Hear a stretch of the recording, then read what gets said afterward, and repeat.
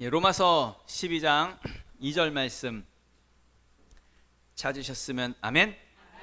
찾으신 줄 알고 제가 먼저 한번 읽도록 하겠습니다. 너희는 이 세대를 본받지 말고 오직 마음을 새롭게 함으로 변화를 받아 하나님의 선하시고 기뻐하시고 온전하신 뜻이 무엇인지 분별하도록 하라. 아멘. 우리 다시 한 번 더 되새기면서 다 같이 합독하겠습니다. 시작. 너희는 이 세대를 본받지 말고 오직 마음을 새롭게 함으로 변화를 받아 하나님의 선하시고 기뻐하시고 온전하신 뜻이 무엇인지 분별하도록 하라. 아멘.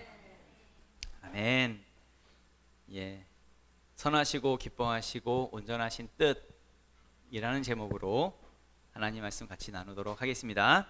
오늘도 옆에 분들하고 반갑게 축복하면서 인사할게요. 당신은 복의 사람입니다. 인사합니다. 당신은 한 번 더, 당신은 참 좋은 사람입니다. 이제 하이파이브. 아싸, 잘 되고 있습니다. 또 다른 분하고 아싸, 잘 되고 있습니다. 또 다른 분하고 아싸, 잘 되고 있습니다. 축복합니다. 잘 되고 있습니다. 선포할 때에 모든 어둠과 귀신과 모든 부정된 것들은 떠나갈 것입니다. 우리는 잘 되고 있습니다. 방금 우리 사모가 교회에 대한 부분으로 해서 이제 은혜가 되네요. 또 교회는 혼자 무언가 한다고 해서 이루어지는 것이 아니라 같이 연합하고 같이 하나 되고 또 팀으로 되어지는 것이지요. 그래서 팀이 굉장히 중요합니다. 계속 그 말씀을 나눴던 부분 속에서 이제 성령 충만에 대한 부분을 말씀을 나눴고, 우리가 성령 충만해야 되는 이유 중에 하나는, 또 목적 중에 하나는 우리가 교회를 위한 부분이라고 또 말씀을 드렸고요. 또 교회는 먼저는 이제 내 몸이 교회다. 내가 성령이 거하시는 내 몸이 먼저 교회고, 그 다음 이제 우리 사모가 잠깐 얘기했던 이제 연합하는 이제 코이노니아, 우리 지명교회 공동체가 교회된 부분으로 그렇게 이제 교회에 대한 부분을 말씀을 나눴지요. 그리고 이제 예수 믿는 사람에 대한 부분으로 해서 이제 탁월해야 된다. 이 부분으로 이제 다시 이제 말씀을 나누고 있습니다. 우리는 정말 탁월해야 합니다. 예수 믿는 사람.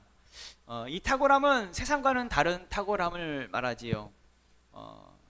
부자가 되라는 것도 아니고 또 똑똑하거나 좋은 실력을 가지라는 이야기가 아닙니다. 세상과는 다른 그런 탁월함을 말하는 것이지요. 이것은 믿음을 말합니다.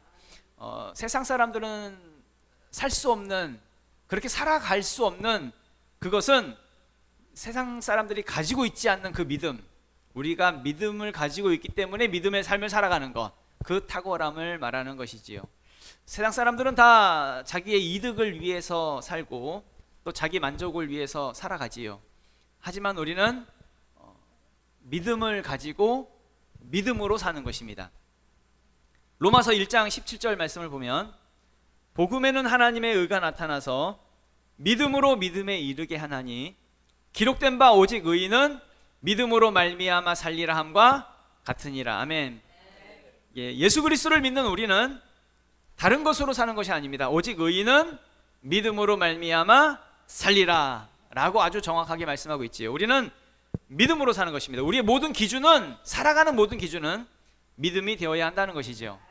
그래서 믿음 때문에 버릴 수도 있는 것입니다. 그러니까 아무리 아깝고 아무리 내가 소중히 여기는 것이라 할지라도, 어떤 내가 가치로 여기는 것이라 할지라도 믿음 때문에 버릴 수 있어야 하고, 믿음 때문에 손해볼 수 있어야 하고, 믿음 때문에 얼마든지 바꿀 수 있어야 합니다.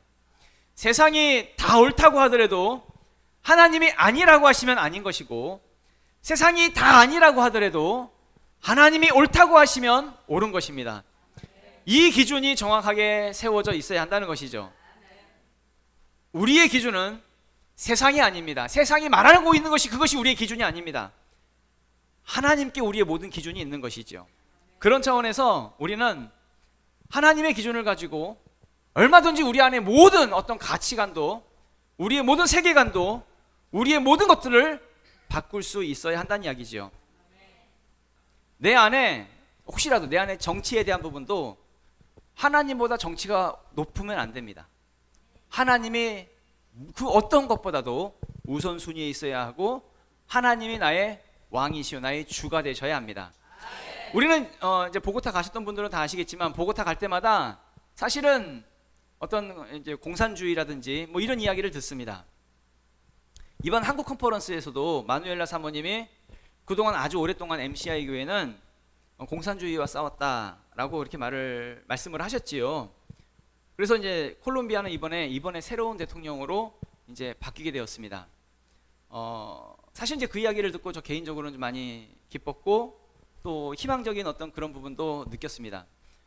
우리도 계속 공산주의와 싸우면 목소리를 내고 또 계속 저항하면 언젠가는 우리 대한민국이 우리가 원래 알고 있던 그런 자유 대한민국으로 다시 돌아갈 수 있겠구나라고 하는 그런 희망적인 부분을 봤습니다. 그런데 이번 컨퍼런스에 참석한 사람들 중에서도 이제 마누엘라 사모님이 공산주의라고 하는 이야기를 했을 때에 그 안에 마음에 거부감이 느껴지고 자기 안에 마음에 부딪히는 사람들도 있었을 것입니다. 왜 그럴까요? 분명 기독교의 가치관과 공산주의는 대립이 되거든요. 하나님을 대적하는 이 이념과 사상이 공산주의인데, 그런데 그것에 대해서 비판했을 때 내 안에 부딪히는 마음이 있다고 한다면 그게 왜 부딪힐까요? 다른 것이 아니라 믿음의 기준이 아니라 세상 기준이기 때문에, 그러니까 세상이 옳다라고 하는 어떤 기준이 어느 순간부터 그 기준이 내 안에 기준으로 삼고 살기 때문에 그렇다는 이야기죠. 그래서 하나님 기준을 정확하게 가지란 이야기입니다. 하나님 기준을 가지면 하나님을 나의 왕으로 삼고 정확하게 믿음으로 우리는 의인은 믿음으로 말미암아 사는 것이니까 우린 믿음으로 사는 것입니다. 믿음이 기준이지요. 그래서 성경은 말합니다. 이 세대를 본받지 말라고. 무슨 말이에요? 세상 가치관, 세상이 말하고 있는 어떤 틀, 세상 기준대로 살지 말라는 것입니다. 그러면서 그 다음 이어서 말하는 것이 오직 마음을 새롭게 함으로 변화를 받아. 본문 말씀 2절 말씀이죠. 이 세대를 본받지 말고 오직 마음을 새롭게 함으로 변화를 받으라고. 무슨 말이에요? 변화 받으라고, 나를 바꾸라고. 내가 가지고 있는 어떤 틀을 깨고 나 자신을 변화시키라고. 그렇게 말씀하고 있는 거죠. 그 다음 말씀하고 있는 것이 뭐예요? 하나님의 선하시고 기뻐하시고 온전하신 뜻을 분별하면서 살라고. 그래서 본문 말씀 2절이죠. 너희는 이 세대를 본받지 말고 오직 마음을 새롭게 함으로 변화를 받아 하나님의 선하시고 기뻐하시고 온전하신 뜻이 무엇인지 분별하도록 하라 라고 말씀하고 있다는 얘기입니다. 본문에서 말씀하고 있는 이 부분, 선하시고 기뻐하시고 온전하신 뜻을 어떻게 하래요? 분별하래요. 구분하래요. 그렇다는 얘기는 하나님의 선하신 뜻이 있고 구분해야 되니까, 기뻐하시는 뜻이 따로 있고 또 온전하신 뜻이 있다는 얘기겠죠. 분별해야 되니까. 그러면 선하시고 기뻐하시고 온전하신 뜻을 분별하는 신앙생활, 그것이 하나님 안에서 지혜 있는 정확한 믿음 생활이라는 이야기죠. 근데 사실은 많은 기독교인들이 이걸 사실 분별하지 않아요. 그냥 뭉뚱그려서 그냥 예를 들어서 예배하면 하나님이 다 기뻐하셔. 우리가 기도하면 하나님이 기뻐하시는 신앙생활이야. 우리가 찬양하면 하나님이 기뻐하셔 라고 그렇게 뭉뚱그려서 다 생각을 하고 그렇게 우리는 신앙생활을 하고 있지요. 그런데 다 아시는 얘기겠지만 여러분, 예배를 드린다고 해서 하나님이 다 기뻐하십니까? 여러분, 예배 드리는 것은 좋은 일입니까? 나쁜 일입니까? 좋은 일이죠. 예배를 드리는 건 좋은 일입니다. 이 예배 드리는 것은 하나님의 선하신 뜻입니다. 선하시고 선하신 뜻입니다. 근데 예배를 드린다고 해서 모든 예배가 다 하나님이 기뻐하시는 예배입니까? 그렇지는 않지요. 예배는 하나님이 받으시는 예배가 있고 받지 않으시는 예배가 있다는 겁니다. 또 하나님이 기뻐하시는 예배가 있고 기뻐하지 않는 예배도 있다는 것이지요. 잠언서 15장 8절 말씀 보면은 악인의 제사는 여호와께서 미워하셔도 정직한 자의 기도는 그가 기뻐하시느니라. 아멘.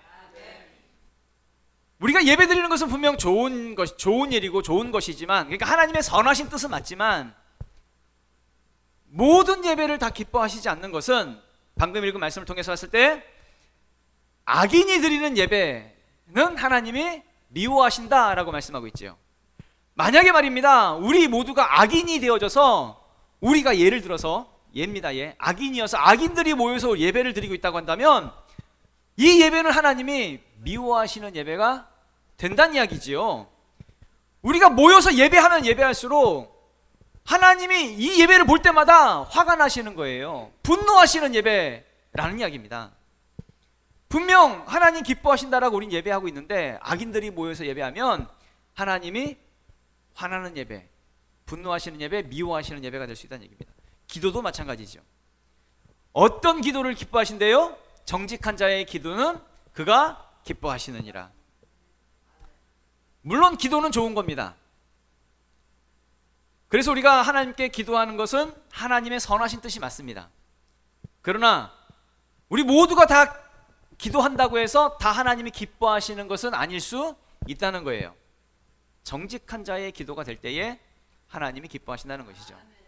이걸 정확하게 분별할 줄 알아야 된다는 얘기입니다.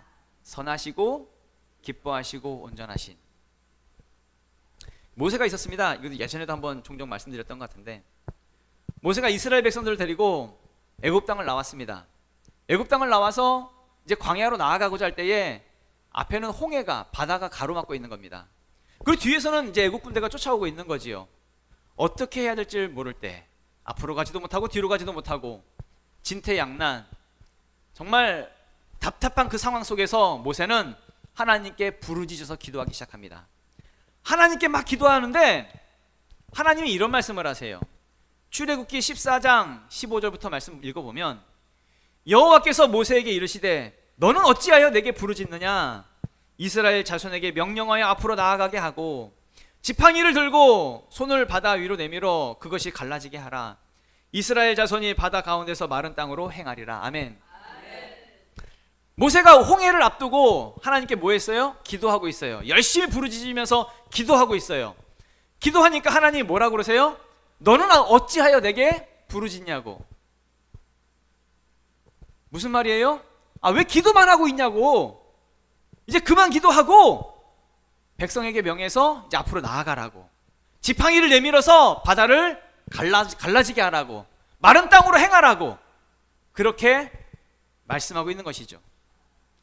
기도하는 것이 나쁜 겁니까? 아닙니다. 기도하는 것은 분명 하나님의 선하신 뜻입니다. 하지만 그 순간에 기도만 하고 있다고 한다면 그것은 하나님이 기뻐하지 않을 수 있다는 거예요. 이제 기도 그만하고 앞으로 나아가라고, 앞으로 나아가는 것이 하나님이 기뻐하시는 뜻이 될 수 있다는 거죠. 이걸 정확하게 분별할 줄 알아야 된다는 얘기입니다. 어떤 사람은요, 하나님 앞에 결단을 한다고, 어떤 결단하는 일이 생겼습니다. 아니면 어떤 문제가 생겼습니다. 그래서 문제를 해결받기 위해서 금식하는 경우도 있습니다. 물론 금식하는 것은 하나님의 선하신 뜻입니다. 선하신 뜻이 맞습니다. 근데 무조건 금식한다고 해서 그것이 하나님의 기뻐하시는 뜻인가 라고 할 때에 이것은 우리가 고민해 봐야 합니다. 스가랴서 7장 말씀을 보면, 온 땅의 백성과 제사장들에게 이르라. 너희가 70년 동안 다섯째 달과 일곱째 달에 금식하고 애통하였거니와 그 금식이 나를 위하여 한 것이냐? 너희가 먹고 마실 때에 그것은 너희를 위하여 먹고 너희를 위하여 마시는 것이 아니냐 라고 말씀하고 있다는 얘기입니다. 여러분, 금식을 하더라도 하나님의 뜻에 따라서 하는 것이 아니라 그냥 형식적으로, 아니면 종교적인 만족을 위해서, 아니면 자기 자신을 위해서 하는 금식이라고 한다면 그 금식은 하나님이 기뻐하시지 않는 금식이 될 수 있다는 거지요. 예수님 시대를 보면 예수님 시대의 바리새인들이 그랬습니다. 그 바리새인들은 정말 열심히 신앙생활을 했습니다. 열심히 기도하고 열심히 금식했습니다. 그런데 하나님이 바리새인들을 칭찬하셨습니까? 아닙니다. 그렇게 열심히 신앙생활하는 바리새인들을요 꾸짖으시고 책망하시고 심지어 저주까지 하셨습니다. 무조건 금식하고 무조건 기도한다고 해서 그것이 하나님의 뜻이다라고 우리는 착각해서는 안 된다는 이야기죠. 이걸 한번 우리가 일상생활 속에서의 삶으로 한번 예를 들을게요. 우리 학생들이 있는데 학생들이 공부하는 것은 좋은 일입니다. 부모님들 좋은 일이 아니에요? 아닙니다. 우리 공부하는 것은 굉장히 좋은 일입니다. 우리 부모님들 입장에서는 학생들이 공부하는 것은 부모님들의 부모님들의 선하신 뜻입니다. 그런데 그 자식이 하루 종일 내내 놀다가 갑자기 밤 12시에 공부한다고 하는 겁니다. 밤 12시에 공부한다고 책을 폈어요. 그러면 부모님의 선하신 뜻은 맞지만 부모님의 기뻐하시는 뜻입니까? 아니죠. 아니, 지금까지 뭐 하다가 잠잘 때가 돼가지고 공부하려고 하냐고. 내일 학교 가야 되는데 아침에 그것도 제가 그랬습니다. 지금 웃는 사람은 우리 어머니와 제 동생이 웃고 있군요. 전 아침에 꼭 학교 가려고 하면 그 아침에 학교 갈 때 그때서야 숙제한다고 그렇게 해서 혼나고 숙제도 못하고 그렇게 학교 가고 또 때로는 숙제하고 가더라도 늦게 가고 하여튼 그렇게 했던 것으로 기억을 합니다. 예, 초등학교 때 그랬습니다. 어쨌든 내일 학교 가야 되는데 밤 12시에 공부하는 거 그게 부모를 기쁘게 하는 일입니까? 아니면 혼날 일입니까? 혼날 일이죠. 공부하는 것은 부모의 선한 뜻은 맞지만 밤 12시에 공부하는 것은 오히려 부모를 화나게 하는 일입니다. 자식이 무조건 공부한다고 해서 다 기뻐하시는 뜻이 될 수 없다는 거죠. 그럼 자식들은 생각할 겁니다. 이렇게 생각합니다. 내가 공부하는데 왜 엄마는 화를 내지? 나는 공부를 하고 있는데 왜 화를 내지? 이 생각이, 이 개념이 우리가 하나님을 향해서도 지금 하고 있는 겁니다. 내가 기도하는데 왜 하나님이 화를 내시지? 내가 예배하는데 왜 하나님이 화를 내시지? 내가 그렇게 열심히 기도하는데 왜 응답이 없지? 왜 하나님은 침묵하고 계시지? 하나님은 나에 대해서 관심이 없나? 내 기도 안 들으시나? 이런 분노가 우리 안에 있을 수 있다는 거예요. 왜 그래요? 기도를 하는데 정직한 자의 기도가 되지 못하기 때문에, 기도를 하는데 기쁘신 뜻대로 기도하는 것이 아니기 때문에, 그래서 응답받지도 못하고 오히려 기도는 하는데 하나님이 화만 내시는 그런 일이 있을 수 있다는 이야기죠. 사무엘상 15장에 보면 하나님이 사울 왕에게 이런 말씀을 하세요. 아말렉과 전쟁을 할 텐데 큰 승리를 줄 거라고 이렇게 말씀을 하세요. 그러면서 하시는 말씀이 아말렉 족속과 전쟁을 할 때 그 아말렉 족속의 모든 살아있는 것들을 다 죽이래요. 진멸하래요.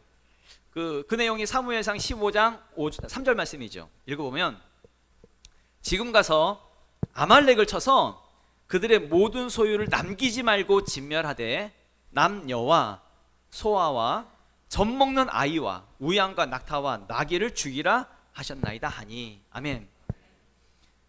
하나님께서 이제 아말렉과 전쟁을 할 때 아말렉에 있는 모든 살아있는 것들을 다 죽이래요. 남자와 여자, 남녀와 어린아이도 다 죽여버리고, 심지어 누구까지도, 젖먹는 애기까지도 다 죽여버리래요. 잔인하죠. 끔찍하죠. 심지어 우양과 낙타와 나귀, 그러니까 모든 가축들까지도, 살아있는 것들은 다 죽여버리래요. 실제로 이제 사울 왕이 아말렉과 전쟁을 합니다. 그리고 큰 승리를 거두게 되지요. 그런데 사울 왕이 다 죽이지를 않아요. 좋은 양과 살찐 소들을 남깁니다. 그 남겨둔 이유가 뭐냐면 하나님께 제사하기 위해서 좋은 것들을 남겼다라고 말을 해요. 사무엘상 15장 15절 말씀 보면은 사울이 이르되 그것은 무리가 아말렉 사람에게서 끌어온 것인데 백성이 당신의 하나님 여호와께 제사하려 하여 양들과 소들 중에서 가장 좋은 것을 남김이요 그 외의 것은 우리가 진멸하였나이다 하는지라. 아멘. 소와 양을 남겼는데 남긴 이유, 가장 좋은 것을 남긴 이유가 뭐 때문이래요? 하나님께 제사하기 위해서. 우리 표현대로 하면 하나님께 예배하기 위해서 가장 좋은 것을 남겼다는 거예요. 좋은 거 아닌가요? 좋은 재물을 가지고, 좋은 예물을 가지고 하나님께 예배하게 하는 것, 제사 드리는 것, 이거 하나님의 선하신 뜻이 맞습니까? 안 맞습니까? 맞지요. 분명 좋은 일입니다. 그런데 이 상황 속에서 이 사울왕의 이 불순종이 하나님이 기뻐하시는 일인가요? 아니요, 오히려 기뻐하시는 것이 아니라 오히려 하나님을 화나게 하는 일이 되었습니다. 하나님을 분노하게 만드는 일이 되었다는 이야기죠. 그래서 이때 이제 사무엘 선지자가 말하잖아요. 오히려 순종하는 것이 순종이 제사보다 낫다고 그런 말을 하잖아요. 그리고 이 일을 계기로 해서 사울 왕은 하나님으로부터 버림받게 됩니다. 그 내용이 사무엘상 15장 26절 말씀에 있지요. 사무엘이 사울에게 이르되 나는 왕과 함께 돌아가지 아니하리니 이는 왕이 여호와의 말씀을 버렸으므로 여호와께서 왕을 버려 이스라엘 왕이 되지 못하게 하셨음이니이다 하고. 아멘. 여러분 반드시 기억하셔야 됩니다. 우리는 신앙생활을 하더라도 하나님의 선하시고 기뻐하시고 온전하신 뜻이 무엇인지 분별하면서 신앙생활을 해야 된다는 이야기죠. 이걸 모르고 신앙생활하면, 잘못하면, 열심히 신앙생활하는데 잘못하면 하나님을 화나게 하는 신앙생활이 될 수 있다는 거예요. 마태복음 7장 22절에서 23절 말씀을 읽어보면 그날에 많은 사람이 나더러 이르되 주여 주여 우리가 주의 이름으로 선지자 노릇하며 주의 이름으로 귀신을 쫓아내며 주의 이름으로 많은 권능을 행하지 아니하였나이까 하리니 그때 내가 그들에게 밝히 말하되 내가 너희를 도무지 알지 못하니 불법을 행하는 자들아 내게서 떠나가라 하리라. 아멘. 방금 읽은 말씀 맨 앞부분 보면 그날이면 어떤 날일까요? 심판의 날에, 예수님이 다시 오신 그 날에 예수님 앞에서 많은 사람들이 주여 주여 우리가 주의 이름으로 선지자 노릇했다고 합니다. 선지자 우리 표현대로 하면 이제 리더, 하나님 내가 리더 일을 열심히 했습니다 라고 말을 하는 거지요. 목사 입장에서는 내가 하나님 주여 주여 내가 목사 일을 열심히 했습니다, 목회를 열심히 했습니다 라고 말을 하는 거지요. 그 일을 했다고 하는 것은 좋은 일입니까 아닙니까? 좋은 일이죠. 하나님의 선하신 뜻이지요. 그 다음 말합니다. 주의 이름으로 귀신을 쫓아냈다고 합니다. 귀신을 쫓아낸 건 좋은 일입니까 아닙니까? 좋은 일이죠. 하나님의 선하신 뜻이고요. 또 많은 권능을 행했다고 합니다. 좋은 일입니까 아닙니까? 좋은 일이죠. 모두가 하나님의 선하신 뜻대로 다 행했다는 이야기입니다. 그런데 뒷부분에 보면 예수님 말씀이 뭐라고 말씀하세요? 내가 그들에게 밝히 말하되 내가 너희를 도무지 알지 못하니 불법을 행하는 자들아 내게서 떠나가라 라고 말씀을 하시더라는 얘기입니다.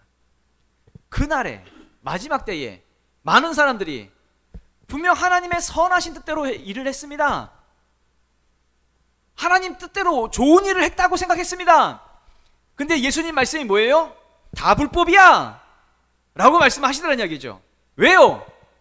하기는 했는데 다 하나님이 기뻐하시는 뜻대로 한 것이 아니었다는 이야기죠.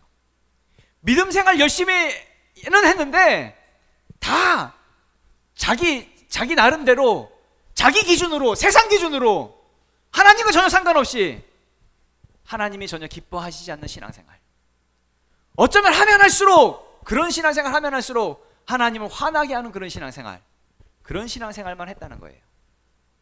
마찬가지로요, 우리도 잘못 신앙생활하면 열심히 신앙생활 해놓고 마지막 날에 예수님 앞에서 다 불법을 행하는 자가 될 수 있다는 것이지요. 그러니까 무작정 신앙생활한다고 좋은 것이 아니라 하나님이 기뻐하시는 뜻을 알고 하나님이 기뻐하시는 신앙생활을 하는 것이 중요하다는 이야기입니다. 그래서 이제 맨 마지막에 하나님의 뜻이 뭐냐면, 진짜 중요한 것이 붙들어야 할 가치가 뭐냐면 하나님의 온전하신 뜻을 이루는 것, 이게 굉장히 중요하다는 이야기죠. 우리가 이 땅에서 붙잡고 살아야 할 목적은 하나님께서 우리에게 명령하신 것이 있습니다. 하나님의 뜻입니다. 이 온전하신 뜻을 붙잡고 살아가는 것이 굉장히 중요하다는 것이죠. 예수님도 이 땅에서, 하나님의 아들이신 예수님도 이 땅에 일하실 때에 자기 뜻대로 일하지 않으셨습니다. 아버지가 하신 일을 보지 않고는 일을 하지 않으셨다고 말씀하시고, 또 아버지께서 이르시지 않고는 내가 스스로 말씀하지 않았다고, 가르치지 않았다고 말씀을 하십니다. 자기 나름대로 하지 않았습니다. 자기 뜻대로 하지 않았습니다. 오로지 아버지의 온전하신 뜻, 그 명령 받은 대로만 했다고 말씀하고 있지요. 이 명령이 뭐예요? 온전하신 뜻이에요.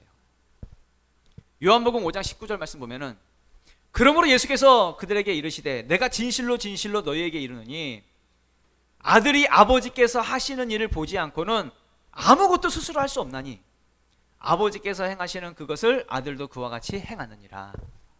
한 구절 더 보면 요한복음 14장 10절 말씀 보면은, 내가 아버지 안에 거하고 아버지는 내 안에 계신 것을 내가 믿지 아니하느냐? 내가 너희에게 이르는 말은 스스로 하는 것이 아니라 아버지께서 내 안에 계셔서 그의 일을 하시는 것이라. 아멘. 예수님은 자기 스스로 아무것도 하지 않았다라고 말씀을 하십니다. 오로지 아버지께서 보여주시는 것만 했고, 하라고 하시는 일만 했고, 아버지께서 가르쳐 주신 것만 말했다라고 말씀을 하고 있죠. 마찬가지로 이 기준이 우리에게도 있어야 합니다. 우리 나름대로의 신앙생활이 아니라 아버지께서 하라고 하신 것만 하는 것, 이게 온전하신 뜻이니까 그 온전하신 뜻을 붙잡고 나아가는 것, 이 삶이 우리에게 필요하다는 것이죠. 그러면 아버지의 온전하신 뜻이 뭘까요? 우리에게 하라고 하신 것, 하라고 명령하신 그것이 무엇일까요? 요한복음 6장 40절 말씀을 보면은, 내 아버지의 뜻은 뭐래요? 아들을 보고 믿는 자마다 영생을 얻는 이것이니 마지막 날에 내가 이를 다시 살리리라 하시니라. 아멘. 아버지의 뜻이 뭐래요? 아들을 보고 믿는 자마다 영생을 얻게 하는 것, 예수 믿게 하는 것, 예수 믿게 하는 것. 이것이 바로 하나님께서 우리에게 하라고 하신, 명령하신 하나님의 온전하신 뜻이다 라고 말씀을 하고 있는 것이죠. 모든 사람들이 하나님의 아들이신 예수 그리스도를 믿고 구원받고 영생을 얻는 것, 이것이 하나님께서 우리를 바라보시면서 우리를 통해서 꼭 좀 이루었으면 좋겠는데, 꼭 좀 이루었으면 좋겠는데 라고 간절히 원하시는 하나님 아버지의 온전하신 뜻이란 이야기입니다. 그렇다고 한다면 우리 다 같이 일어나서 우리 하나님의 온전하신 뜻을 붙잡고 기도할까요?